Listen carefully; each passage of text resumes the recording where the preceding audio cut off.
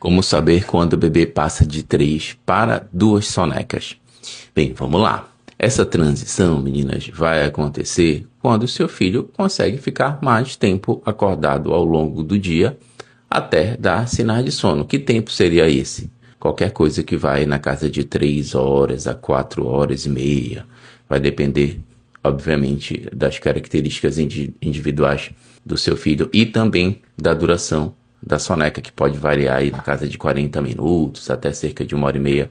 Seria um bom tempo de soneca, dependendo, obviamente, das características individuais do seu filho, tá? Então, vamos montar aqui uma rotina. Um exemplo de uma rotina de um bebê de 9 meses que já fez transição para 2 sonecas. Acordaria por volta de 7 da manhã, faria a primeira soneca por volta de 10, 10 e meia, eventualmente até 11 horas, soneca durando cerca de 40 minutos a 1 hora, faria a segunda soneca lá por volta de 3, 3 e meia, eventualmente até 4 da tarde, dependendo do bebê, e não daria mais sinais de sono para uma eventual terceira soneca, porque ele já consegue passar mais tempo acordado durante o dia e iniciaria o sono noturno por volta aí das 19, 19h30, 20 horas. Tá? Então esse seria mais ou menos o desenho de uma rotina de um bebê que faz apenas 2 sonecas. Uma lógica bastante simples que vocês devem seguir é o seguinte: sempre leve em consideração que o seu bebê está pedindo. Tá? Então, durante a transição, quando você não sabe muito bem se o seu filho faz 3 ou 2 sonecas, entenda o que ele quer.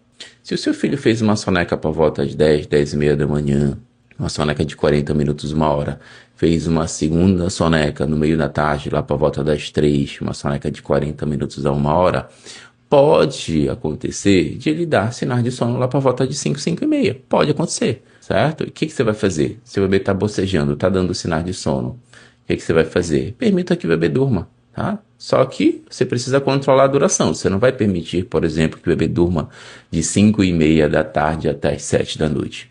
Deixa ele dormir por uns 20, 30 minutos e acorde, tá? Isso pode acontecer no momento da transição, ok? Uma coisa que muitas mães fazem é o seguinte: o bebê dá sinais de sono no final do dia e ela simplesmente impede que o bebê durma. Isso, em geral, não dá muito certo. Por quê?